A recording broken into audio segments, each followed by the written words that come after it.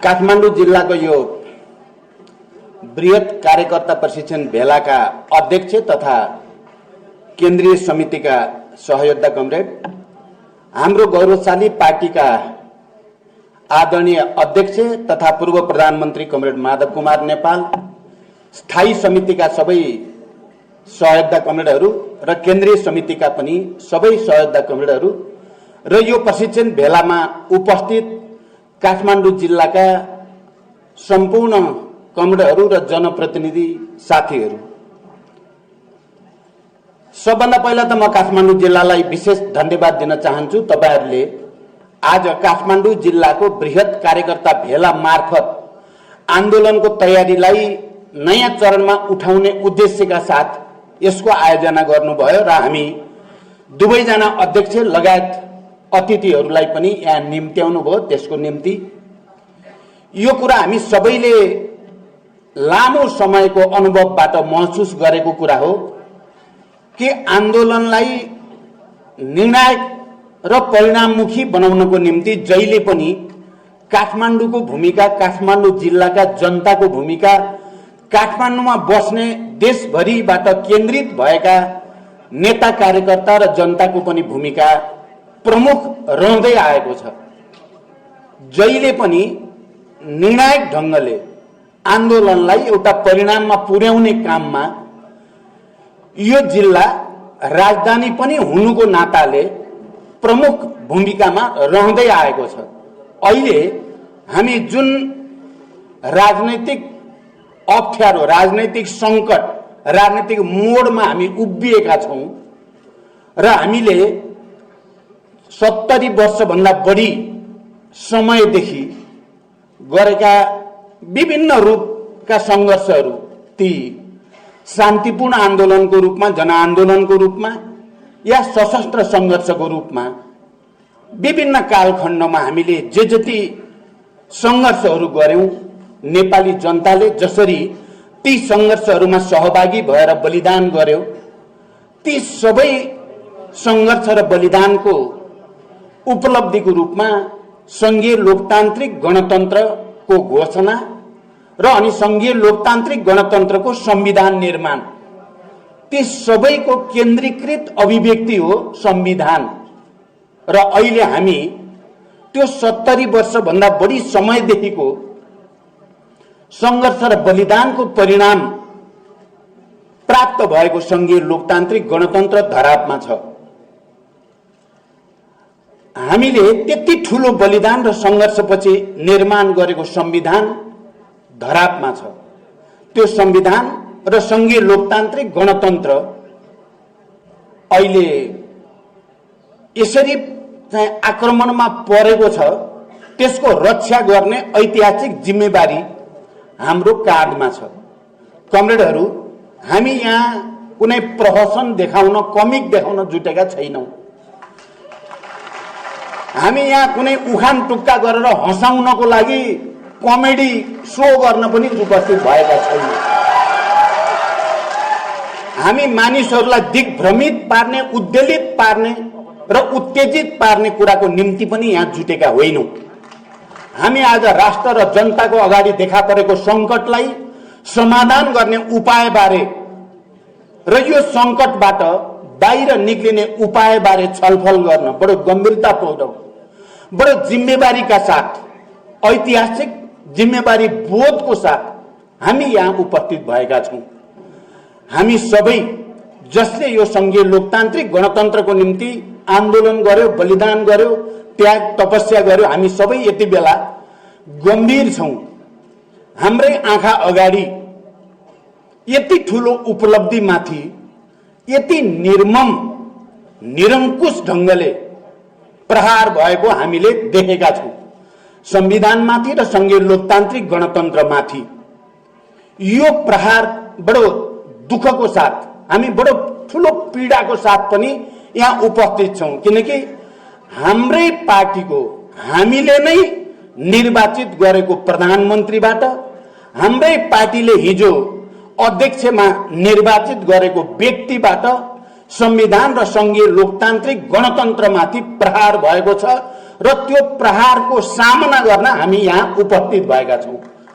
कमरेडहरू, त्यसकारण म सबै कमरेडहरूलाई यो ऐतिहासिक जिम्मेवारीलाई गहिरो गरी बोध गर्नको निम्ति म अपिल गर्न चाहन्छु। यति बेला हामी सबै ती महान शहीदहरू जसले गणतन्त्रको निम्ति, जसले समावेशी लोकतन्त्रको निम्ति यो देशका सबै उत्पीडित वर्ग, उत्पीडित क्षेत्र, उत्पीडित जाति, समुदाय सबैलाई एउटा समावेशी लोकतन्त्र मार्फत समानुपातिक र समावेशी प्रतिनिधित्व हुने प्रणालीको रूपमा हामीले स्थापित गरेको कुरा आज एम्बुसमा परेको छ, आज धरापमा परेको छ र त्यसबाट बचाउनको निम्ति, त्यसलाई बचाउनको निम्ति छलफल गर्न हामी यहाँ जुटेका छौं। त्यसकारण म सबै कमरेडहरूलाई यसको उपाय के हुन सक्छ, यस्तो किन भयो भन्ने बारे म केही कुरा राख्न चाहन्छु। कमरेडहरू, सोभियत संघको विघटन भएपछि, पूर्वी युरोपका कम्युनिस्ट शासनहरू, समाजवादी सत्ताहरू गर्ल्याम गुर्लुम ढलेपछि दुनियाँभरि नै कम्युनिस्ट आन्दोलन अलिकति रक्षात्मक स्थितिमा धकेलिएको हामी सबैले देखे, भोगेको, बुझेको कुरा हो। तर नेपाल जस्तो देश दुईटा विशाल छिमेकीहरूको बीचमा आफ्नो सार्वभौम स्वतन्त्रताको रक्षा गर्दै, आफ्नो भौगोलिक अखण्डताको रक्षा गर्दै र यो देशमा श्रमजीवी वर्गको हक हित अधिकारको निम्ति संघर्ष गर्दै कम्युनिस्ट आन्दोलन लोकप्रिय भयो। जति बेला दुनियाँभरि कम्युनिस्ट आन्दोलन रक्षात्मक भएको छ, हामी नेपालमा कम्युनिस्ट आन्दोलन आक्रामक ठाउँमा थियौं छौं र यो कम्युनिस्ट आन्दोलनलाई 21औं शताब्दीको विशेषता अनुसार विश्वमा आएका परिवर्तन, आर्थिक परिवर्तन, राजनैतिक परिवर्तन, सांस्कृतिक परिवर्तन, प्राविधिक परिवर्तन, विज्ञान प्रविधिमा भएको क्रान्ति, अझ त्यसमा पनि मुख्यतः इन्फर्मेसन टेक्नोलोजीमा भएको क्रान्ति समेतलाई मध्यनजर गर्दै र नेपाली विशेषता, नेपालको ठोस वस्तुको ठोस विश्लेषण गरेर यहाँको निम्ति कसरी जाँदा कम्युनिस्ट आन्दोलन लोकप्रिय हुन सक्छ, जनताको भरोसा जित्न सकिन्छ र नयाँ तरिकाले कम्युनिस्ट आन्दोलनलाई सुदृढ गर्न सकिन्छ र नयाँ तरिकाले समाजवाद निर्माणको बाटो कोर्न सकिन्छ भनेर हामीले सोच्यौं। सोच्ने नेताहरू मध्ये हामी यहाँ छौं र म हिजो पार्टी एकताको प्रस्ताव गर्दै गर्दा मैले पहिलोचोटि तत्कालीन नेकपा एमालेको अध्यक्ष हुनुको नाताले केपी ओलीसँग पार्टी एकताको प्रस्ताव लिएर गएको पहिलो म नै हो, नेकपा माओवादी केन्द्रको तर्फबाट, त्यसको अध्यक्षको हैसियतले। आज म फर्केर सबै कमरेडहरूलाई त्यसलाई स्मरण गर्न अनुरोध गर्न चाहन्छु। हामीले वाम गठबन्धन गरेर निर्वाचनमा जाने र निर्वाचनपछि पार्टीलाई एउटै बनाउने भन्ने प्रस्ताव मैले लिएर गएको थिएँ र केपी ओलीले म सकारात्मक छु भन्नुभयो। मैले झन्डै आधी घण्टा कुरा राखेको थिएँ। आधी घण्टा यति कारणले अब हामी, किनकि हामी शान्तिपूर्ण प्रतिस्पर्धामा विश्वास गर्ने भयौं, हामी रुल अफ लमा विश्वास गर्ने भयौं, हामी बहुदलीय प्रतिस्पर्धामा विश्वास गर्ने भयौं, शान्तिपूर्ण ढंगले समाजवाद निर्माणको प्रक्रियामा विश्वास गर्ने भयौं। त्यसकारण हामी अब अलग अलग पार्टी बसिराख्नुको औचित्य छैन, बरु एउटै पार्टी बनेर, विशाल पार्टी बनेर जनताको भरोसा र विश्वास जितेर समाजवादको आधार तयार पार्ने ऐतिहासिक जिम्मेवारी हाम्रो काँधमा छ। मैले जिस्टमा भनेको मलाई अहिले कण्ठै सम्झना छ। मैले त्यो भनेपछि केपीजीले म सकारात्मक हुन्छु भन्नुभएको थियो र त्यसपछि तपाईँ हामी सबैलाई थाहा छ, आश्विन 17 गते हामीले राष्ट्रिय सभागृहबाट वाम गठबन्धनको घोषणा गर्यौं र छिटै पार्टी एकता गरिनेछ भन्ने कुरा पनि घोषणा गर्यौं।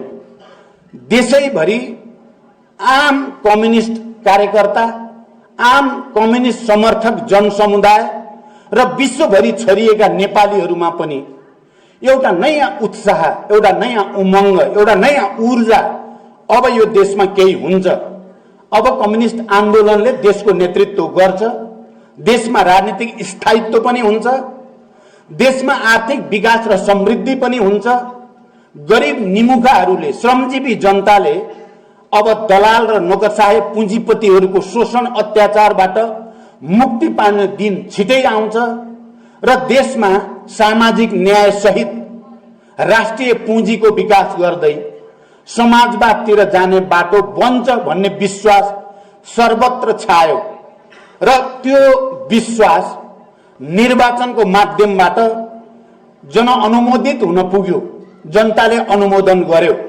यो ठीक छ, तिमीहरूले गठबन्धन गरेर चुनाव लड्ने कुरा पनि ठीक छ र दुईटा मूलभूत कम्युनिस्ट पार्टीहरू, मूलभूत धाराको प्रतिनिधित्व गर्ने कम्युनिस्ट पार्टीहरू एकताबद्ध हुने कुरा पनि ठीक छ भनेर जनताले पनि अनुमोदन गर्यो, कार्यकर्ताले नै अनुमोदन गर्यो। दशकौंदेखि एकअर्कामा बोलचालै नगर्ने नेता कार्यकर्ताहरू पनि चुनावी प्रचार अभियानको 10 दिनमा 10औं वर्ष पुराना घनिष्ठ कमरेड जस्तो गरिकन हामीले काम गर्यौं। कमरेडहरू, त्यति बेला हामीले पार्टी एकता गर्दा अहिले कतिपय मानिसहरूले भन्ने गर्छन् सायद पर्याप्त तयारी नभइकन गरेको एकता भएको हुनाले पो यस्तो स्थिति आएको हो कि पार्टी एकता गर्दा विचारमा, पार्टी एकता गर्दा राजनीतिक मुद्दाहरूमा, संगठनात्मक विधि पद्धतिको प्रश्नमा अलि धेरै छलफल गरेर गरेको भए यस्तो हुँदैन थियो कि पनि कतिपयले भन्ने गर्छन्, तर मैले त्यसलाई सही मान्दिन। हामीले ठोस वस्तुको ठोस विश्लेषण, परिस्थिति के छ देशको र कुन परिस्थितिमा कस्तो कदम चाल्दा जनताले र राष्ट्रले स्वीकार गर्छ र इतिहासमा अमर भएर जान्छ भन्ने कुरा विचार गर्नुपर्ने हुन्छ। र मेरो विचारमा त्यति बेला हामीले जे गर्यौं, हामी नेताहरूले दुवैतिरका त्यति बेला स्थायी कमिटी, केन्द्रीय कमिटीले अनुमोदन गरेर यो पार्टी एकता गर्नु ठीक छ मात्रै भनेनौं। हामीले पार्टी एकताको घोषणा गर्ने बेलामा विचारमा हामीले पर्याप्त संवेदनशीलता र पर्याप्त गम्भीरता नदेखाएको भन्ने मलाई लाग्दैन। हामीले, तपाईहरुले हेर्नु भएको छ, पार्टी एकता गर्दा हामीले जेमा सहमति गरेर हस्ताक्षर गरेका छौं त्यो हस्ताक्षर गर्दा हामीले विचारमा, हामी सबैलाई कन्ठै पनि छ, हामीले मार्क्सवाद लेनिनवाद हाम्रो निर्देशक सिद्धान्त हुनेछ भन्ने कुरा बडो प्रष्टसँग भनिएको छ। हामीले शान्तिपूर्ण रूपमा बहुदलीय प्रतिस्पर्धा मार्फत समाजवादको आधार तयार पार्ने कुरा प्रष्टसँग भनिएको छ। तत्कालको राजनीतिक कार्यदिशा के हुने भन्ने बारेमा तत्कालको राजनीतिक कार्यदिशा समाजवाद उन्मुख जनताको जनवाद हुने भन्ने कुरा प्रष्टसँग लेखिएको छ, हस्ताक्षर गरिएको छ। र विगतको समीक्षा कसरी गर्ने भन्नेमा तत्कालीन साबिक नेकपा एमालेको जनताको बहुदलीय जनवादको उच्च मूल्याङ्कन गरिएको छ। कमरेड मदन भण्डारीको भूमिकाको पनि उच्च मूल्याङ्कन गरिएको छ। त्यसले नेपालको राजनीतिक परिवर्तनमा खेलेको भूमिकालाई स्वीकार गरिएको छ, आत्मसात गरिएको छ। र मदन भण्डारी र जनताको बहुदलीय जनवादले सोभियत संघको विघटन र दुनियाँभरि प्रतिक्रान्तिको हावा चलेको बेलामा नेपालमा कम्युनिस्ट आन्दोलनलाई लोकप्रिय बनाउन, जनव्यापी बनाउन महत्त्वपूर्ण भूमिका खेल्यो भनेर त्यसलाई स्वीकार गरिएको छ भने त्यसैगरी माओवादी आन्दोलन र 21औं शताब्दीमा जनवाद सम्बन्धी अवधारणाको पनि उच्च मूल्याङ्कन गरिएको छ। नेपालमा, नेपालका सबै उत्पीडित वर्ग समुदायमा राजनीतिक जागरण ल्याउन माओवादी आन्दोलनले महत्त्वपूर्ण भूमिका खेल्यो र देशमा संघीय लोकतान्त्रिक गणतन्त्रको आधार तयार पार्न माओवादी आन्दोलनले मुख्य भूमिका खेल्यो भन्नेमा कमरेड केपी ओलीले त्यति बेला हस्ताक्षर गर्नुभएको छ र मैले पनि हस्ताक्षर गरेको छु। त्यसपछि संयोजन समितिका कमरेड माधव नेपाल लगायतका नेताहरूले पनि त्यसलाई हामीले अनुमोदन गरेका छौं। त्यसकारण यो आरोप कि हामीले विचारलाई ध्यानै नदिकन हतरपतरमा एकता गरेको हो कि भन्ने कुरा सत्य होइन। हामीले विचारमा स्पष्ट भएर राजनीतिक कार्यदिशा स्पष्ट भएर इतिहासको मूल्याङ्कन र समीक्षाको विषयमा पनि मूलभूत रूपमा हामीले स्पष्ट व्याख्या गरेर नै एकता गरेको हो र अगाडि जाने हाम्रो बाटो के हो भन्ने कुरामा बहुदलीयता, बहुदलीय प्रतिस्पर्धा, शान्तिपूर्ण प्रतिस्पर्धा, रुल अफ ल, आवधिक निर्वाचन र यो निर्वाचन मार्फतै सरकारको नेतृत्व लिने र अनि सामाजिक न्याय सहित समाजवादको आधार तयार पार्दै जनतालाई राहत दिँदै जनताका आवश्यकता र भावनालाई सम्मान गर्दै जाने भन्ने कुरामा नै कुनै दुविधा हाम्रो राजनीतिक प्रतिवेदनमा छैन र त्यो प्रतिवेदन तपाईहरुले हेर्नु भएको छ। त्यो प्रतिवेदन सर्वसम्मत रूपमा पारित प्रतिवेदन हो, त्यहाँ कसैको विमति थिएन। जति बेला हामी दुईटै केन्द्रीय समितिका त्यति बेलाको संयुक्त अधिवेशन बस्यौं, त्यो संयुक्त अधिवेशनमा सर्वसम्मत रूपले राजनीतिक प्रतिवेदन र सर्वसम्मत रूपले पार्टीको विधान पारित गरेर निर्वाचनमा आयोगमा लगेर त्यो प्रतिवेदन र त्यो विधान हामीले दर्ता गरिएको छ। कमरेडहरु, मैले यो भूमिका किन भन्दैछु भने त्यसकारण यो हामीले पार्टी एकता गर्दा हतरपतर गरेको, विचारलाई बेवास्ता गरेको भन्ने होइन। हामीले विगतको समीक्षा पनि र आउने भविष्यको हाम्रो बाटोको बारेमा पनि प्रष्ट मार्गचित्र बनाएरै हामीले एकता गरेको हो। तर आज त्यो एकताको त्यो प्रतिवेदनमा त्यो विधान, जुन विधानले बडो प्रष्टसँग हाम्रो संगठनात्मक सिद्धान्त लेनिनवादी संगठनात्मक सिद्धान्त नै हो, जनवादी केन्द्रीयताकै संगठनात्मक सिद्धान्त हो, तर त्यो अहिले बदलिएको परिस्थिति अनुसार त्यसलाई विकसित र परिमार्जित गरेर कार्यान्वयन गर्नुपर्छ भन्ने कुरा पनि प्रष्टै भनिएको छ। अनि व्यक्ति सर्वेसर्वा कहीँ पनि हुँदैन, व्यक्ति संगठनको मातहतमा हुन्छ, अल्पमत बहुमतको मातहतमा हुन्छ। कुनै पनि कमिटीको बहुमतको निर्णय नै पार्टीको निर्णय हुन्छ। बहुमतको निर्णय मान्न प्रत्येक पार्टी सदस्य कर्तव्यबद्ध छन्, उनी सबैले स्वीकार्नुपर्छ भन्ने कुरा विधानमा लेखिएकै छ। तपाईहरुले हेर्नुभयो भने विधानको सायद धारा 60 मा हो, बहुमतको निर्णय नै पार्टीको निर्णय हुनेछ भनेर शीर्षकै छ। त्यो शीर्षक भित्र अरु कुरा राखिएको छ भने यहाँसम्म आइपुग्दा के कारणले यो समस्या भयो त? हाम्रो पार्टी केन्द्रीय कमिटीको जो पछिल्लो बैठक हामी बस्यौं, तपाईहरुले थाहा पाइसक्नु भएको छ। त्यो केन्द्रीय समितिको बैठकमा 2/3 भन्दा बढी 70% केन्द्रीय समितिका सदस्यहरूको उपस्थिति थियो। बहुमतको निर्णय पार्टीको निर्णय हुन्छ, 70% को निर्णय पार्टीको निर्णय हुन्छ। त्यो केन्द्रीय समितिले केही निर्णय गरेको छ। त्यो केन्द्रीय समितिले राजनीतिक प्रतिवेदन प्रति आफ्नो प्रतिबद्धता, जो एकताको बेलाको हो त्यही प्रतिबद्धतालाई दोहोर्याएको छ। पार्टी विधानको जो व्यवस्था हो, पद्धति विधि सम्बन्धी जो व्यवस्था हो त्यही व्यवस्थालाई अनुसरण गरेको छ। कमरेडहरु, तपाईहरु कसैले हामी माथि कमसे कम अहिले हामी दुईटा अध्यक्ष, कमरेड माधव कुमार नेपाल र म, र हामीले नेतृत्व गरेको केन्द्रीय समिति र तपाईहरु सबै यो नै पार्टीको मूलधार हो र यो नै को सही विचार र विधिको अनुसरण गर्ने संस्था हो भनेर आइराख्नु भएको छ। तपाई हामी कसैले पनि कहीं एउटा पनि प्रश्न गर्ने ठाउँ छ त? यो पार्टी हो भन्ने कुरा, यो आधिकारिक हो भन्ने कुरा, यो एकताको बेलाका विचार र मान्यताबाट बिल्कुल विचलित नभइकन अगाडि बढ्दै छ भन्ने कुरामा तपाईहरु कसैलाई शंका छ? म कसैलाई पनि शंका नगर्न अपील गर्न चाहन्छु। तर यहाँ कार्यक्रमहरुमा त ठाउँ ठाउँमा प्रहसन र नौटंकी प्रदर्शन भइरहेको तपाईहरुले देख्नु भएको छ, भाषण सुन्नु भएको छ। कहिलेकाहीँ यो विक्षिप्त मानसिकताको उपज हो कि भने जस्तो लाग्छ।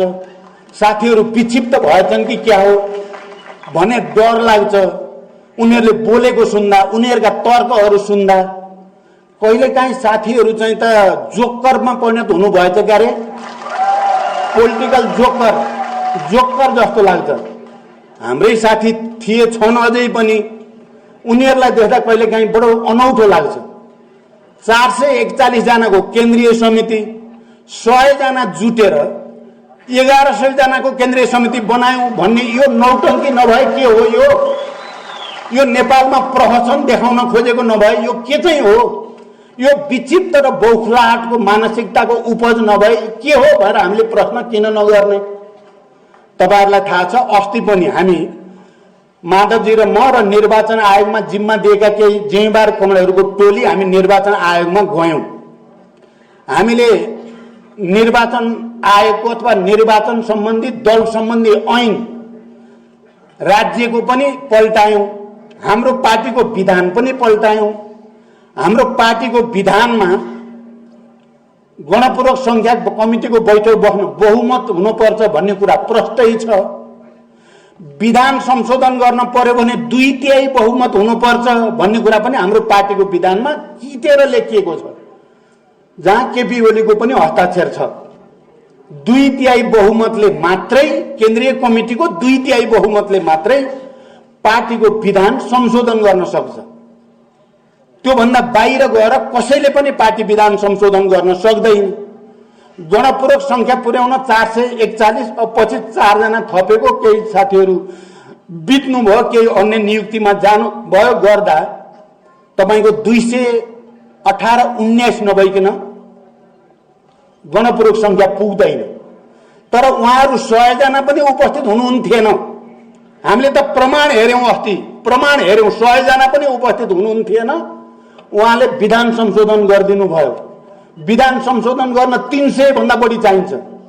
100 जनाले संशोधन गरेको नौटंकी गर्नुभयो र निर्वाचन आयोगमा 1100 को केन्द्रीय समिति बनायौं हामीले भनेर दिनुभयो।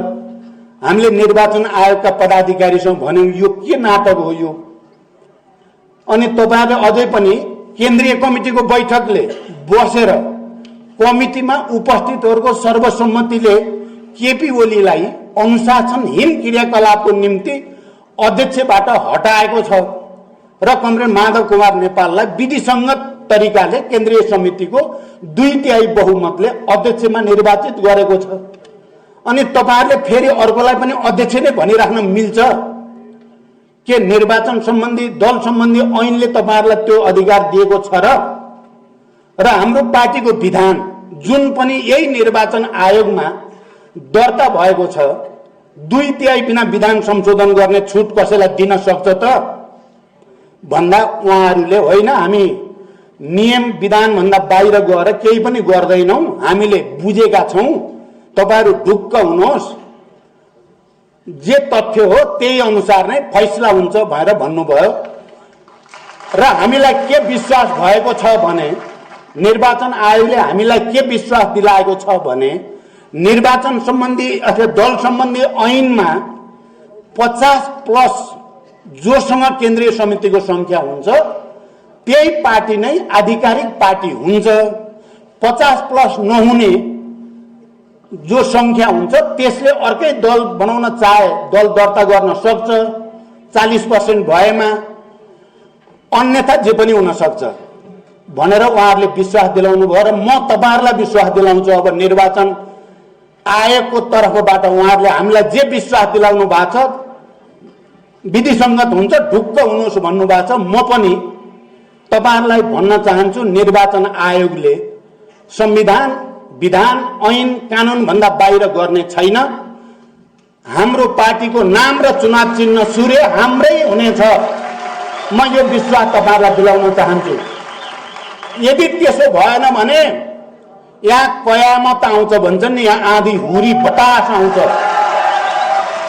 केपी ओलीले संविधान मिचे जस्तै गरेर, केपी ओलीले संघीय लोकतान्त्रिक गणतन्त्रको चाहिँ मुटुमाथि छुरा प्रहार गरे जस्तै यदि अरु संवैधानिक निकायहरूले पनि त्यही गर्न थाले भने यो देश, यी नेपाली जनता हेरेर बस्न सक्छन्? हेरेर बस्न सक्दैन। आँधी हुरी बतास आउँछ, त्यस्तो हुने छैन। मैले निर्वाचन आयोगलाई पनि सर्वोच्च अदालतलाई पनि म भरोसा गर्न चाहन्छु। मैले सधैँ भनेको छु हामीलाई भरोसा छ। केपी ओलीको नौटंकीको पछाडि, केपी ओलीको राजनीतिक जोकरपन जो देखाउँदै हुनुहुन्छ त्यो जोकरको पछाडि कोही लाग्ने छैन। बडो अनौठो लाग्छ कहिलेकाहीँ। उहाँले एक ठाउँमा बोल्दाखेरि हामीलाई भगौडा भन्नुभएको छ क्या। यो अब सुन्न पनि अब कान थुन्नु के थुन्नु, अब आँखाले देखिन्छ अब के आँखा छोप्नु, लाजै मर्दो। 72% केन्द्रीय समितिको सदस्य भगौडा, अनि 30% पनि नभएको चाहिँ आधिकारिक, त्यो रैथाने। यस्तो संसारमा कहीँ हुन्छ केपी ओलीको दिमाग बाहेक अन्त? यो अन्त हुने कुरा हो यस्तो पनि? अनि जहिले पनि बैठक बस्न पर्यो, बैठकबाट निर्णय गर्न पर्यो भनेर हामी लाइन लाएर जाँदा उहाँ बैठकबाट भाग्ने, उहाँ चाहिँ भगौडा नहुने, बैठकबाट जहिले नै भाग्ने, बैठक राखिया हुन्छ लास्टमा आउन भन्ने। अनि यो केन्द्रीय समितिको बैठक जो हामीले पछिल्लो बस्यौं, केपी ओली समेतको सहमतिको केन्द्रीय समितिको बैठक हो। त्यो बैठक छोडेर विधान मिचेर, संविधान मिचेर, निर्ममतापूर्वक बडो निरङ्कुश तरिकाले तानाशाही रूपमा पार्टीलाई लात हानेर भाग्ने चाहिँ भगौडा नहुने। हामीले निर्णय अनुसार केन्द्रीय समितिको बैठक बस्दाखेरि हामी चाहिँ भगौडा। यो अलिकति लाज घिन भन्ने त मान्छेमा हुनपर्छ क्या। मान्छेमा अलिअलि लाज पनि त, अलिकति नैतिक भन्ने त हुनपर्छ नि। मान्छे लाज मान्ने ठाउँमा लाज पनि मान्न पर्छ अरे, डर मान्ने ठाउँ डर पनि मान्न पर्छ, घिन मान्ने ठाउँ घिन पनि मान्न पर्छ। निर्घिणी हुनुहुन्न क्या हाम्रो केपीजी त, निर्घिणी, लाजै मर्दो। तर फेरि यो झुटो सुटो कुरालाई हो के भने जस्तो पार्न सक्ने क्षमता चाहिँ केपीमा रहेछ। यो पनि एउटा अनौठो छ हेर्नु। त्यो त हुँदै आएको थियो, जहिले नि उहाँले विचित्र विचित्र कुरा भनेर मान्छेलाई हो कि जस्तो बनाउनुहुन्छ सिपालु। बिहान 11 बजे वामदेवजीलाई बोलाउनु भएछ र अबको अध्यक्ष तपाईँ नै हो कमरेड, प्रधानमन्त्री नै अब तपाईँ नै हो, मैले अरू देखिन भन्नुभएछ। उही दिन अरू दिनको त छँदै थियो। अनि 1 बजे माधव कमरेडलाई बोलाएर तपाईँ नै अभिभावक हो हाम्रो, तपाईँ उभिदिनु पर्यो, अब अध्यक्ष पनि तपाईँ नै हो, प्रधानमन्त्री पनि तपाईँ नै हो भनेर उहाँलाई भन्नुभएछ 1 बजे। 4 बजे म गएको, मैले त एमाले भित्र नेता नपाएर तपाईँलाई ल्याएको भन्नुभयो मलाई। कस्तो सकेको हो क्या, सकेको देखेर पनि म त ताजुब मान्छु क्या। कस्तो सकेको कसरी क्या यस्तो गर्नु। हामी त सक्दैनौँ, हामी त लाज पनि लाग्छ, डर पनि लाग्छ, यस्तो गर्न हुन्न भन्ने लाग्छ। उहाँलाई त दुध भात खाए जस्तो क्या, ढाकढुट गर्न, छलछाम गर्न, ठकठाक गर्न, यस्तो गर्नुहुन्छ उहाँले।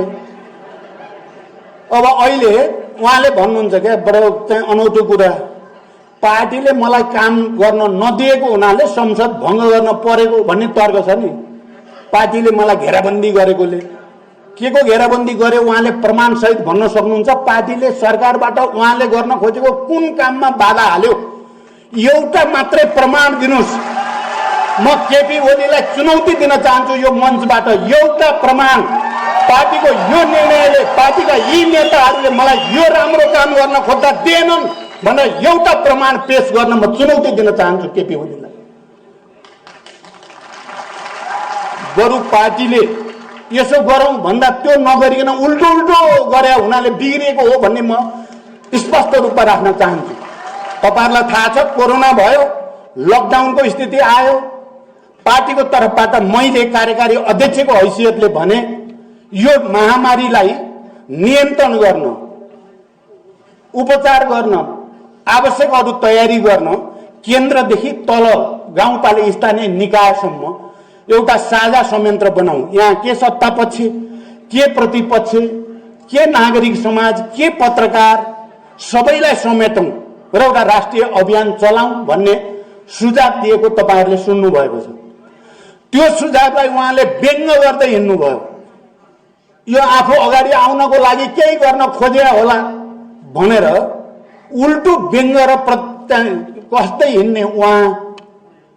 अझ उल्टो यत्रो महामारीको बेलामा सामान खरिदमा भ्रष्टाचार भयो भनेर आम रूपमा छताछुल्लो बाहिर आयो। त्यसमा सरकारै आफै त्यसमा कुनै न कुनै रूपमा जोडिएको छ भन्ने कुरा पनि छ्यापछ्याप्ती प्रमाण सहित पनि आयो। अनि उहाँले काम गर्न दिएन भन्ने यो पहिलो कुरा, यो झुटो कुरा हो। यो दुनियाँलाई आँखामा छारो हाल्ने, दिउँसै रात पार्ने यो एउटा जोकरले गर्ने कुरा हो। म भन्छु यदि पार्टीले दिएन भने त्यो पार्टीलाई विश्वासमा लिने जिम्मेवारी केपी ओलीको होइन। उहाँले आफूलाई 1 नम्बर अध्यक्ष भन्नुभयो, हुन त मेरो उदारता र भावनाले मैले छोडिदिएको हो, नत्र 1 र 2 भन्ने थिएन। यो अहिले हामी 1 र 2 छैनौँ, हामी 1-1 छौँ। मिल्नेहरूको त कुरै अर्कै हुन्छ क्या, तपाईँहरू हेर्नु, मिल्नेको कुरै अर्कै हुन्छ। मैले अहिले माधवजी अहिले अध्यक्ष हुनुहुन्छ, उहाँ अध्यक्षता पार्टीको बैठकको उहाँले अध्यक्षता गर्नुभएको छ। अहिले उहाँ प्रमुख अतिथि भएर बोल्नुपर्छ भन्ने छ मेरो। मिल्नेहरूको कुरै अर्कै हुन्छ, नमिल्नेहरूको कुरै अर्कै हुन्छ। यदि उहाँलाई पार्टीले काम एउटा त केपी ओलीले पार्टीलाई विश्वासमा किन लिन सक्नु भएन? माधव नेपाल, कमरेड झलनाथ खनाल, कमरेड वामदेव गौतम, लामो समय अरू सबै नेताहरू उहाँसँगै काम गरेका साथीहरू होइनन्? उहाँहरूको विश्वास लिन उहाँले किन नसकेको भएर आफूतिर फर्केर हेर्न पर्दैन? एकचोटि ऐनाको अगाडि आफ्नो अनुहार राम्रोसँग हेर्न पर्दैन केपी ओलीले? त्यही प्रचण्ड जसले संविधान बनाउने बेलामा संविधान बनाऊ, म तपाईलाई प्रधानमन्त्री प्रस्ताव गर्छु भनेर पहिलोचोटि प्रधानमन्त्री प्रस्तावित गर्यो, त्यही प्रचण्ड पार्टी एकता र गठबन्धन गरौँ, तपाईलाई प्रधानमन्त्री मै प्रस्तावित गर्छु भनेर गर्यो।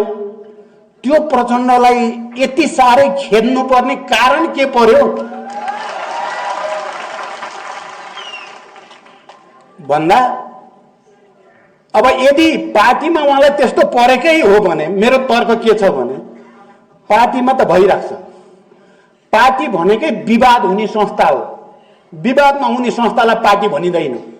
मत हुन्छ, मतान्तर हुन्छ, डिबेट हुन्छ, बहस हुन्छ, समयकाल परिस्थिति अनुसार हुन्छ, त्यसैको नाम पार्टी हो। जति बेला पार्टीमा विवादको अन्त्य हुन्छ पार्टीको पनि अन्त्य हुन्छ भन्ने मार्क्सवादले भन्छ। साम्यवादमा गएपछि पार्टी चाहिँदैन, किनकि विवादै हुँदैन, विवाद नभएपछि पार्टी पनि चाहिएन। यहाँ त वर्ग विभेद अनि विचार विभेद, दर्शन विभेद, राजनीतिक विभेद, मुद्दा विभेद भएको हुनाले न पार्टी चाहिने हो। अनि मैले के भन्छु भने यदि उहाँलाई पार्टीले समस्या पारेको हो भने या त उहाँले पार्टीको विश्वास जित्न बल गर्नु पर्थ्यो, या उहाँले राजीनामा दिएर पार्टीलाई गो एहेड, तपाईहरुको बहुमत जो छ त्यसले गर्नुहोस् भन्न पर्ने होइन। लोकतन्त्रको सामान्य सिद्धान्त, लोकतन्त्रको कखरा, लोकतन्त्रको एबीसी भनेको बहुमतै हो। बहुमतलाई मान्ने नै कुरा हो, नत्र त यो दुनियाँ चल्दैन, दुनियाँ कहीँ पनि चल्दैन, सिस्टम चल्दैन। अनि म प्रधानमन्त्री भएँ, मैले देखेँ कि अब मलाई समर्थन गर्नेको संख्या गयो अर्कोतिर भनेपछि मैले सजिलै राजीनामा दिएँ। अनि न्यू खोजेर संसद भङ्ग गरिदिन्छु, त्यसो गरिदिन्छु, जे पर्छ पर्छ, जहाँसो भाँडमै जाओ, देश भाँडमा जाउन् जनता भन्न पाइन्छ? त्यस्तो पनि नेता हुन्छ? देशप्रति संवेदनशील, जनताप्रति संवेदनशील, सिस्टमप्रति संवेदनशील हुन पर्दैन? माधवजी प्रधानमन्त्री हुनुभयो, अलिकति बहस सबै देखिसकेपछि उहाँले सजिलै प्रधानमन्त्री छोड्नुभयो। पार्टी त फुटाउनुतिर त लाग्नु भएन, उहाँ संसद भङ्ग गर्नेतिर, संविधान सभा भङ्ग गर्नेतिर लाग्नु भएन, उहाँ मजाले चल्यो। झलनाथजी प्रधानमन्त्री हुनुभयो, केपी ओली समेतले तिमीले छोड्नु पर्छ भनेर बाहिर खुलेआम भन्दै हिँडे केपी। त्यही केपी होइनन्? झलनाथलाई प्रधानमन्त्री छोड्नको लागि लखेटेको लखेटे। अहिले त त्यसरी त हामीले कसैले नि लखेटेको त थिएनौँ उहाँलाई। हामी त पार्टीभित्रै छलफल गरौँ, बहस गरौँ, कमिटीमा विधिसङ्गत ढङ्गले छलफल गरौँ मात्रै भनेका थियौँ। उहाँलाई लोकतन्त्रप्रति अलिकति पनि माया भएको भए, राष्ट्रप्रति अलिकति पनि जिम्मेवारी बोध भएको भए, अहिले त नाङ्गै देखिया छ नि विदेशी शक्ति केन्द्र आएर उहाँलाई के मन्त्र सुनाए। उहाँले त्यो मन्त्र सुन्नुभयो, अस्ति भर्खरै तपाईहरुले हेर्नुभयो नि जी न्यूजको इन्टरभ्यू, उहाँले बोलाएको त्यो पनि नाटकै हो, नाटकै हो, नाटकै हो। त्यो नाटक हो भन्ने कुराको पटाक्षेप आज भइसक्यो। अब एभरेस्टको नाम फेर्ने रे त्यही जी न्यूजले। यो के नाटक देखिँदैछ तपाईहरुले? अनि उहाँ अस्ति त असारको के हाम्रो स्थायी समितिको बैठक बस्दा त मलाई भारतले हटाउन खोजेको छ, मेरा साथीहरूले नै हटाउन खोजेका छन् भन्नुहुन्थ्यो। हामीले हटाएनौं त्यति बेला। भारतले भन्दैमा हटाउने हो र भनेर हटाएनौं नि त हामीले। अनि उहाँले अहिले पार्टी विभाजन गर्ने, संविधान के अरे संसद भङ्ग गर्ने भारतले भनेर गरे। सारा जनताले देखे बुझे। यसलाई के भन्नुहुन्छ केपीजी? मेरो प्रश्न, तपाई के भन्नुहुन्छ? तपाई यसलाई के भन्नुहुन्छ? मैले भारतलाई केही भन्न खोजेको होइन, फेरि यो भ्रम नहोस्। तर केपीजी को त देखियो नि त, उहाँले कस्तोलाई विशेष दूत भन्न खोज्नु भयो, बोलाउनु भयो, गुफ्तगु गर्नु भयो। 3-3 घण्टा बालुवाटार भित्र एक्लै परराष्ट्रको मान्छे समेत नराखिकन। यो अपारदर्शी तरिका त हाम्रै प्रधानमन्त्रीले अपनाएको त नेपाली जनताले हेरेकै छन् नि त आफ्ना आँखाले। अनि यदि उहाँलाई लोकतन्त्रप्रति, राष्ट्रप्रति, जनताप्रति जवाफदेही अलिकति पनि भएको भए, सचिवालयमा बहुमत छैन उहाँको, स्थायी समितिमा 2/3 बहुमत उहाँको विरुद्ध छ, केन्द्रीय समितिको 2/3 बहुमत उहाँको विरुद्ध छ, सांसदहरूको बहुमत उहाँको विरुद्ध भइसकेपछि त म भए त हेर्नु देख्ने बित्तिकै राजीनामा दिइहाल्दिनु। त्यो लोकतन्त्रको हितमा हुन्थ्यो, त्यो राष्ट्रको हितमा हुन्थ्यो। तर उहाँ त पहिला नि भन्नुहुन्थ्यो मैले छोड्नु पर्यो भने कुर्सी भाँचेर छोड्छु। हामीलाई त लागेको थियो कुर्सी मात्रै भाँच्नु भयो भने त अर्को बनाउला भन्ने लागेको थियो। कुर्सी त उहाँले त संविधानै भाँचकुच, संघीय लोकतान्त्रिक गणतन्त्र नै भाँचकुच, राष्ट्र नै भाँचकुच पार्ने छाँट आयो। अब के गरी सहने? ल भन्नुहोस् त, यो सहने कसरी? सबै राष्ट्र नै बर्बाद पार्ने ठाउँसम्म जाने। अनि उहाँले चाहिँ बडो चाहिँ उसमा भन्नुहुन्छ, फेरि हाँसी हाँसी भन्नुहुन्छ। मानौ उहाँ त खुसी, उहाँलाई त रमाइलो भयो जस्तो के। देश बर्बाद भइरहेछ, संविधान बर्बाद भइरहेछ, संघीय लोकतान्त्रिक गणतन्त्र धरापमा परेछ, उहाँ त बडो जितेको विजेता जस्तो। यस्तो त हुँदैन नि। सामान्य मान्छे, स्वाभाविक मान्छे त यस्तो हुँदैन। नराम्रो काम गर्दा त डर लाग्ने, अलि लाज लाग्ने, अलि गम्भीर हुने पो हुन पर्छ। र उल्टो सबै भाँचकुच पारेछ, खुसी भएर हिँडेछ। यो त ताण्डव नाच भन्छ नि, ताण्डव नृत्य। मैले त उहाँको नृत्यलाई ताण्डव नृत्य जस्तो लाग्छ, भाङ खाएर नाचे जस्तो क्या। यस्तो पनि हुन्छ त। अनि उहाँले भन्नुहुन्छ बडो सर्वोच्च अदालतले मैले जे गरे त्यही निर्णय गर्न पर्छ, मेरो राजनीतिक निर्णय हो, अदालतले मान्न पर्छ। अनि उहाँले निर्वाचन आयोगलाई मैले भनेपछि मान्न पर्छ। उहाँको सबै अभिव्यक्ति अब यो सर्वोच्च नि केही होइन, निर्वाचन आयोग नि केही होइन, संविधान पनि केही होइन, संघीय लोकतान्त्रिक गणतन्त्र नि केही होइन, पार्टी पनि केही होइन, बहुमत पनि केही होइन, म नै सबै थोकको आई एम द स्टेट। तानाशाहहरूले, निरङ्कुशहरूले संसारभरि भन्ने गरेको यस्तै हो। तर त्यस्ता तानाशाह र निरङ्कुशहरूको अन्तिम स्थिति के हुन्छ भन्ने कुरा इतिहासमा पटक पटक दुनियाँमा देखिएको छ। र पछिल्लो पटक नेपालमा पनि नेपाली जनताले तपाईँ हामीले राम्रैसँग देखाएको कुरा हो। केपी अब यो फेरि निरङ्कुश हुन भूत सवार भएपछि, तानाशाही हुन भूत सवार भएपछि मान्छेले आफूतिर नफर्किने, आफ्नो आत्मालोचना नगर्ने, समीक्षा नगर्ने, जनतालाई नदेख्ने, आफूलाई अगाडि ल्याउने मान्छेहरूलाई शत्रु जस्तो देख्ने हुँदो रहेछ। र आफू ध्वस्त नहुँदासम्म न्यु खोजे गर्ने हुँदो रहेछ। केपीजी पनि अब यो कमिलाको प्वाख उम्रेपछि सिद्धिन्छ भन्छन्, उहाँको कमिलाको प्वाख उम्रेको देखाएको छु मैले। उहाँको धेरै महिना जानेवाला छैन, नेपाली जनताले छोड्नेवाला छैनन्, हामी छोड्नेवाला छैनौँ। उहाँ गणतन्त्र विरोधी हो भन्दैमा नेपाली जनता गणतन्त्र विरोधी होइनन्। पार्टीका सबै नेता कार्यकर्ता गणतन्त्र विरोधी होइन। उहाँ गणतन्त्र विरोधी हो भन्ने हामीलाई थाहा छ, नेपाली जनतालाई पनि थाहा छ। सच्चे होलान् कि सच्चेलान् कि भन्ठानेको त के को हुन्थ्यो कुकुरको पुच्छर। जति तेल लाए पनि बाङ्गाको बाङ्गै भयो। हामीले त कम तेल त लाइएन, सबभन्दा बढी तेल त मैले लाएँ होला यो 3 वर्षमा। कुरो जे भन्छन् मानिदिँदाखेरि राम्रो हुन्छ कि भन्दै मान्दै पोहोर सालदेखि 3 पटक उहाँले पार्टी फुटाउन खोज्नुभयो। 3 पटक हामीले जोगायौँ क्या, झुकेर जोगाएको, फेरि लडेर जोगाएको भन्दिनँ, अब बल्ल लड्न थालिएछ। पहिलोचोटि अध्यादेश ल्याएर पार्टी फुटाउन खोज्नुभयो, हामीले खबरदार गर्यौँ। स्थायी समितिको बैठकले त्यसको विरोध गर्यो, देशभरि विरोध भयो, उहाँ पछि हट्न बाध्य हुनुभयो र त्यतिबाट पार्टी फुटेन।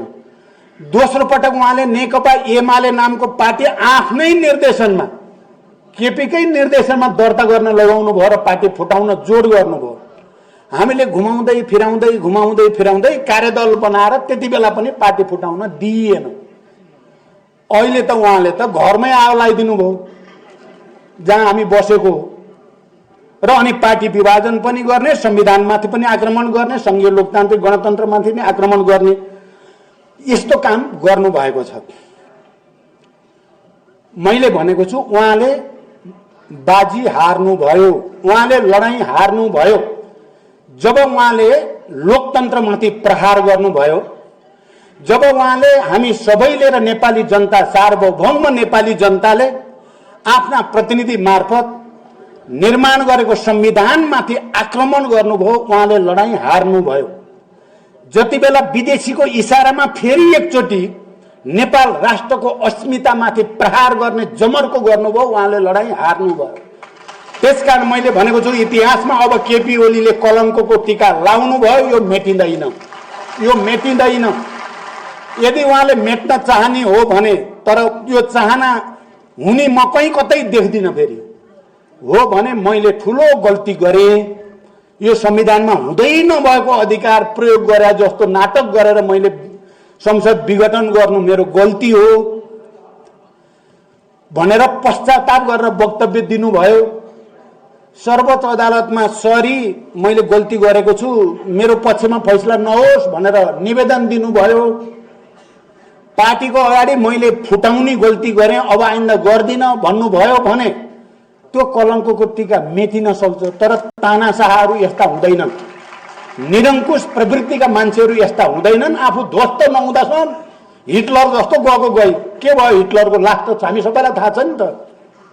आफ्नो श्रीमतीलाई पहिलो गोली, दोस्रो आफूलाई गोली हालेर मर्नुपर्ने स्थिति हुँदो रहेछ नि त तानाशाहहरूको। त विश्व विजय गर्छ। अहिले हाम्रो केपीजीलाई कहिले काहीँ के लाग्छ भने त्यो भ्यागुतोले चाहिँ यति ठुलो भन्दै फुलाउँदै जान्छ अरे क्या, अझै ठुलो थियो त भन्दा पुगे भुँडी फुटेको भन्ने कथा जस्तै केपीजी नि यति ठुलो भनिराख्नु भएको छ आफूलाई। त्यो नफुटिन्जेल उहाँले भुँडी फुलाइराख्नु जस्तो देखाएको छु मैले। उहाँलाई लाग्छ ट्रम्प के ठुलो मै ठुलो, सी जिनपिङ के ठुलो मै ठुलो, मोदी के ठुलो मै ठुलो भन्ने छ। उहाँले भन्नु नै हुन्छ त्यस्तो कुरा। संसारकै ठुलो आफूलाई ठानिसकेपछि त कसैलाई टेर्ने कुरा त आएन नि। तपाईँ हामीलाई त टेर्ने त कुरा आएन। त्यहाँ उहाँले त फुलाउँदै हुनुहुन्छ, पेट फुलाउँदै हुनुहुन्छ। के गर्ने, हामी हेरिरहेका छौँ। अब कुन दिन फुट्छ ब्ल्याक त यो हुने बाटो त उहाँ हिँड्नु भएको छैन।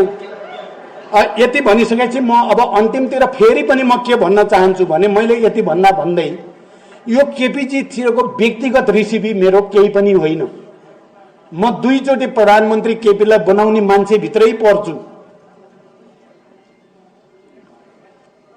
र केपीजीलाई पार्टी फुटाउन नदिनको लागि धेरै मेहनत, धेरै उदार, धेरै भावुक भएर चाहिँ बल गर्ने मान्छे भित्र पनि म पर्छु।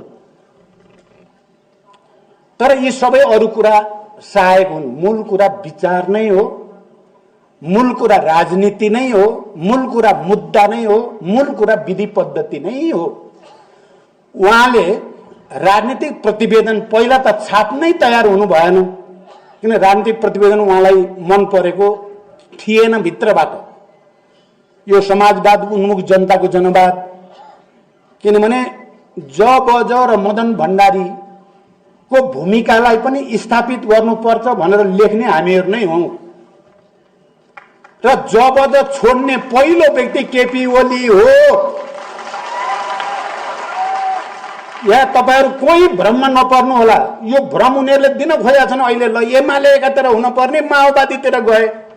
मैले के भन्छु भने अहिले 1 नम्बर अध्यक्ष माधव नेपाल हुनुहुन्छ। अहिले आजका मितिमा म माधव भित्र गए, म माधवसँग मिले, तर केपी ओलीले के भन्न खोज्छन् भने माधव प्रचण्ड कहाँ गए सिद्धियो भन्न खोज्छन्। पार्टी भनेको के हो? विचार र विधि हो। जनताको बहुदलीय जनवाद अहिले त बडो जनताको बहुदलीय जनवाद भन्न खोज्नुहुन्छ। जनताको बहुदलीय जनवादलाई हटाएर समाजवाद उन्मुख जनताको जनवादमा सही गर्ने पहिलो व्यक्ति को? केपी ओली। उहाँलाई अब यो बोल्ने कुनै वैचारिक र राजनीतिक नैतिक अधिकार छैन भन्ने छ मेरो दाबी। उहाँ हो छोड्ने। तर फेरि त्यो हामीले जबजको मूल्याङ्कन, मदन भण्डारीको मूल्याङ्कन, राजनीतिक प्रतिवेदन गरिसकेपछि 21औं शताब्दीमा जनवाद र माओवादी आन्दोलनको पनि मूल्याङ्कन गरेर समाजवाद उन्मुख जनताको जनवाद हुँदै समाजवादतिर जाने भन्ने जो लाइन बनाइयो त्यो लाइन सही छ। त्यो सही लाइनबाट भड्किने पनि केपी ओली नै हो। अहिले भड्किने त्यो लाइनबाट भड्केर पार्टी विभाजन गर्ने पनि केपीजी नै हो। त्यहाँ यो विचारको लडाई हो। उहाँ मार्क्सवाद लेनिनवाद उहाँलाई मन पर्दैन। उहाँलाई कम्युनिस्ट भन्ने पनि मन पर्दो रहेछ। तपाईहरु गइरगरि हेर्नु होला। हेर्नु भने कम्युनिस्टै मन पर्दैन उहाँलाई। लाल सलाम भन्ने सुन्नै चाहनुहुन्न। क्रान्तिकारी अभिवादन भन्यो भने कस्तो जोक्क ठान्नुहुन्छ उहाँले त। उल्टो त्यो भन्न हुँदैन। उहाँलाई समाजवाद शब्द मन पर्दैन। उहाँलाई उदार पुँजीवाद मन पर्छ। उहाँलाई पुँजीवाद मन पर्छ। यो मूल चुरो कारण अहिले पार्टीभित्र विवाद हुनुको चुरो कारण चाहिँ यो चाहिँ हो। र अहिले माधवजी र हामी यहाँ अरु नेता साथीहरू पनि हुनुहुन्छ। अष्टजी, घनश्यामजी, बेदुरामजी, हाम्रो हितमानजी लगायत थुप्रो साथीहरू यहाँ हुनुहुन्छ। अरु पनि थुप्रै साथीहरू हुनुहुन्छ। अहिले केपीहरूले अलि बढी नै गर्न के खोजेका छन् भने यो प्रचण्ड भन्ने अलि बढी नै बदमाश छ। यसले अनेक षड्यन्त्र गर्छ। एमालेलाई फुटाउन आएर छ, फुटायो, सिद्ध्याउँछ। त्यहाँदेखि हामी एमाले जति एक हुन पर्छ भन्ने नारा दिन खोज्नुहुन्छ उहाँहरूले। र माधवजीलाई भन्नुहुन्छ तपाईलाई त अब त प्रचण्डले त कुनै पनि बेला कचक्कै पारिदिन्छ। त्यो भनेको भने अहिले साथीहरू मैले आत्तिएको देखाएको छु। हेर्नुहोस् कयौं साथी के हो त्यस्तै पो हो कि त्यसो भएर हेरौँ भयो केही समय हेरौँ भन्ने साथीहरू हुनुहुन्छ। मेरो अनुरोध छ तपाईँ दुविधामा नबस्नुहोस्। म भन्छु हामी अलि बढी नजिक किन भयौं त? यो केपीका विरुद्ध मात्रै नजिक भएको बिल्कुलै होइन। पञ्चायत विरोधी आन्दोलन चल्दै थियो। 40 को दशकको सुरुवातबाट माधवजी र म पञ्चायत विरोधी आन्दोलनलाई कसरी प्रभावकारी बनाउने भन्ने बारेमा भूमिगत रूपमा कयौं पटक सयौं पटक हामी मिटिङ गरेका छौं। पार्टीगत रूपमा र दुईटा नेताको हैसियतमा पनि। र एकले अर्कालाई चिनियो त्यति बेला पञ्चायत विरोधी आन्दोलनको बेलामा। पछि 46 सालको ऐतिहासिक जनआन्दोलन पछिको संसदमा पनि हामी सँगै पनि भयौं। त्यो संसदीय संघर्षको बेलामा पनि हाम्रो सहकार्य भइ नै राख्यो। अनि जति बेला माओवादी पार्टी जनयुद्धको नेतृत्व गर्ने ठाउँमा पुग्यो, जनयुद्ध 2 वर्ष मात्रै भएको थियो। त्यसपछिदेखि हामी लगातार युद्धलाई शान्तिमा कसरी रूपान्तरण गर्न सकिएला, देशमा संविधान सभाको निर्वाचनको वातावरण कसरी बनाउन सकिएला, देशमा गणतन्त्रको वातावरण कसरी बनाउन सकिएला भनेर असाध्यै धेरै त्यो युद्धको जटिल परिस्थितिमा पनि भूमिगत रूपमा दर्जनौं पटक लामा छलफल बहस गर्ने हामी हौं। तपाईहरुलाई यो जानकारी होस्। हाम्रो यो भरोसा अहिले एकछिनमा बनेको भरोसा होइन। विचारमा, लाइनमा, प्रवृत्तिमा हाम्रो एकरूपता झन्डै 4 दशक हुन लाग्यो। हामी सँगै छौं। हामी पनि र अनि युद्धलाई शान्तिमा रूपान्तरण गर्ने, 12 बुँदे समझदारी बनाउने, देशमा संविधान सभाको वातावरण बनाउने, देशलाई संघीय लोकतान्त्रिक गणतन्त्रसम्म ल्याउनेमा मुख्य नेतृत्वकर्ताको भूमिका एकातिरबाट मैले र अर्कोतिरबाट कमरेड माधव नेपालले गरेको ऐतिहासिक तथ्यका कारणले पनि यो एकता सम्भव भएको हो। र मैले मेरो प्रवृत्ति भन्नुहुन्छ, मेरो स्वभाव भन्नुहुन्छ भने कमरेडले गहिरो गरी हेर्नु होला, हो हल्लाको पछि प्लिज नलागिदिनु होला। मैले जहिले नै भनेको छु, मलाई अलि भिन्न मत राख्नेसँग पनि मिलेर जाने मेरो स्वभाव हो। जति बेला म एउटा सानो समूहको महासचिव भएँ, तुरुन्तै मैले एकता केन्द्र बनाउने पहल गरेँ, अनि तुरुन्तै माओवादी बनाउने पहल गरेँ। युद्ध र अनि शान्तितिर आउने क्रममा लगातार सहकार्यको बल गरेर अब चाहिँ नेपालमा कम्युनिस्ट आन्दोलन एकीकृत हुनुपर्छ, केन्द्रीकृत हुनुपर्छ, त्यसको निम्ति मैले बरु त्याग गर्न तयार हुनुपर्छ भन्ने मान्यता राखेर केपीलाई प्रधानमन्त्री र अध्यक्ष बनाएर अनि हामीले सहकार्य सुरु गरेको हो। बडो प्रष्टसँग म तपाईँ कमरेडको अगाडि भन्न चाहन्छु, एकता भएर जब केन्द्रीय समितिको कार्यविभाजन गर्ने, प्रदेशहरूको कार्यविभाजन गर्ने, जिल्लाहरू विभाजन गर्ने क्रममा मैले देखेँ पूर्व एमाले भित्रको केपी पक्ष माधवजी र माधव वरिपरि भएकालाई पुरैकै पुरै सिद्ध्याउन चाहेको रहेछ भन्ने मैले सबभन्दा पहिला मैले थाहा पाएको हो। कमरेड यो माधवजीलाई राम्रो थाहा छ, अरू कमरेडलाई पनि थाहा छ। मैले किनभने म अध्यक्ष हुनुको नाताले मैले थाहा पाएँ।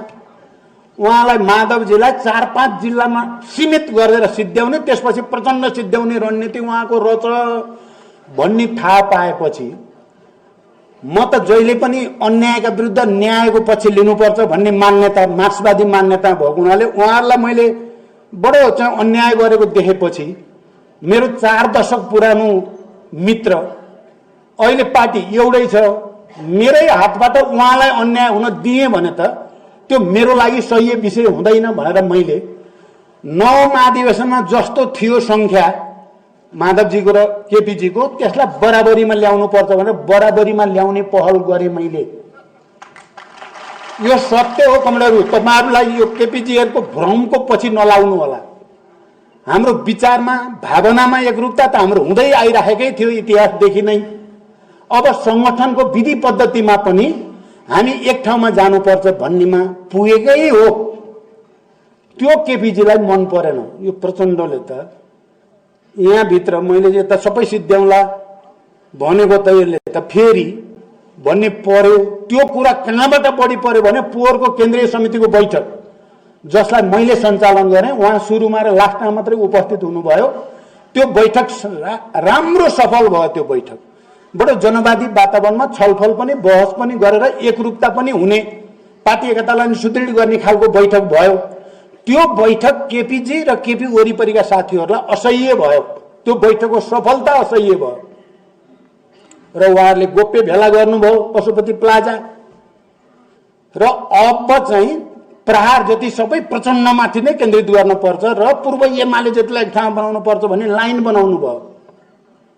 अनि माधवजी र माधवजी नजिक भएका साथीहरूलाई फकाउने, फुल्याउने, सम्झाउने, कोहीलाई मन्त्री बनाएर हुन्छ कि तपाईँ नै अभिभावक हो, तपाईँ नै नेता हो भनेर म त बिहान माधवजी कहाँ जान्छु पनि केपीजीकै साथीहरू आएर बसेका छन्, बेलुका जान्छु नि केपीजीकै आएर बसेका छन्। माधवजीलाई त छोड्दै नछोड्ने भयो। अलिअलि मलाई डर लाग्यो, अब माधवजीलाई पनि ढलाउँछन् कि क्या हो। म अलिअलि त डराएको थियो त्यो बेला।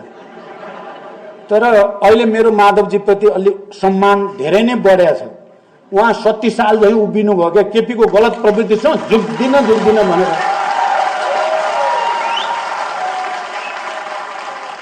त्यसले गर्दा अहिले उहाँलाई 1 नम्बर अध्यक्ष मान्दा मलाई आनन्द भएको छ।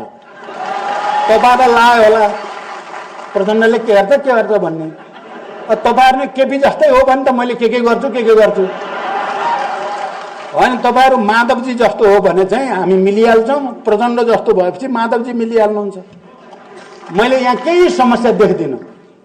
अब हामीले अहिले सङ्घर्ष गरेको, यो सबै सङ्घर्ष गरेको मैले केपीका विरुद्ध भने जस्तो देखिन्छ एउटा प्रवृत्तिको प्रतिनिधि पात्र भएको हुनाले केपी भन्न त पर्ने भयो। तर मेरो चाहिँ अन्तरेको कुरा भन्नुहुन्छ भने यो केपीका विरुद्ध सङ्घर्ष देखाउँदै हामीले आफ्नै विरुद्ध सङ्घर्ष गरे हो है। हामी भित्रै जम्मा भएको फोहोर मैला सफा पार्ने पनि यो अभियान हो। हामी नै भित्र पनि जे जति कमी कमजोरीहरू देखा परेका छन् त्यसलाई सफा गर्नलाई पनि पहिला केपीको निरङ्कुशता, केपीको स्वेच्छाचारिता, केपीको चाहिँ तानाशाही प्रवृत्तिका विरुद्ध सङ्घर्ष गर्दै जाँदा हामी भित्रको तानाशाही, हामी भित्रको फोहोर मैला, हामी भित्रको चाहिँ कचरा पनि साफ हुन्छ भन्ने पनि हो। एकचोटि मार्क्सवादी नेताहरूले धेरैचोटि भनेका छन् अवसरवादका विरुद्ध सङ्घर्षको सुरुवात आफ्नै विरुद्ध सङ्घर्षबाट गर्नुपर्छ है भन्ने कुरा विश्वव्यापी रूपमा भन्ने गरिएको छ। अब केपीको अवसरवादका विरुद्ध सङ्घर्ष गर्नलाई पहिला हामीले आफै भित्रको अवसरवादका विरुद्ध सङ्घर्ष गर्न तयार हुन पर्यो। त्यसो भयो भने मात्रै पार्टी बन्छ। हाम्रो यो लडाईँ पार्टी बनाउने लडाईँ हो, कम्युनिस्ट पार्टी बनाउने लडाईँ हो। 21औं शताब्दीको आवश्यकता परिपूर्ति गर्ने कम्युनिस्ट पार्टी 18औं शताब्दी, 19औं शताब्दी, 20औं शताब्दीको होइन, 21औं शताब्दीको कम्युनिस्ट पार्टी बनाउने लडाईँ हो यो। 21औं शताब्दीमा समाजवाद निर्माणको आधार तयार पार्ने लडाईँ हो यो। त्यसकारण कमरेडहरू हामी सबै दिमागमा गाँठा छन् भने फुकाइदिउँ, खुला मनले आउँ र यो पार्टीलाई विचारको आधारमा एकताबद्ध गरौँ, विधिको आधारमा एकताबद्ध गरौँ, समाजवादको आदर्शतिर अगाडि बढ्ने हाम्रो देशका गरिब निमुखा जनताहरू, सयौं वर्षदेखि विभेदमा परेका, अन्याय अत्याचारमा परेका जनतालाई राहत दिने उद्देश्यका साथ उनीहरूसँग एकाकार हुने, अहिले कोरोनाबाट पीडित जनतालाई राहत दिने, राष्ट्र र जनताको अस्मिता र स्वाभिमानलाई अझ उच्च बनाउने समर्पण भावको साथ अगाडि बढ्ने यो महान ऐतिहासिक लडाईँ पनि हो कमरेडहरू।